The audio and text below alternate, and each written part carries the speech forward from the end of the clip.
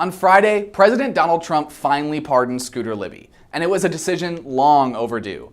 Libby served as chief of staff to Vice President Dick Cheney under the Bush administration, and he was convicted in 2007 of lying to the FBI about leaking the identity of CIA operative Valerie Plame. But the whole investigation was a joke. Patrick Fitzgerald, the special prosecutor investigating the leak, already knew who the real leaker was before Libby was convicted. The Deputy Secretary of State at the time, Richard Armitage, admitted to Fitzgerald that he was the one who had first leaked Plame's identity.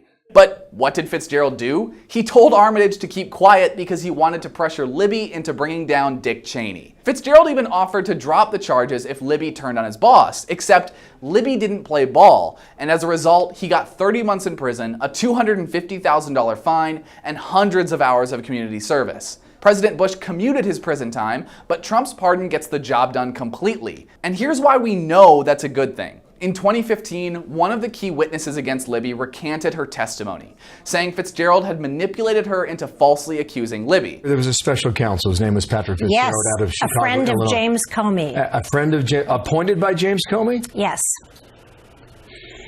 He allegedly gave you bad information that you later recanted that had been delivered in a court of law. Basically, the government was looking for a scapegoat for why the war was going badly, the decision on the war. The left was saying we had been lied into the war. I didn't believe that was true because I was doing a lot of the reporting. Scooter Libby took the fall for that. He was the scapegoat. He was the person upon whom we could blame the war. He worked for Dick Cheney, who had promoted the war.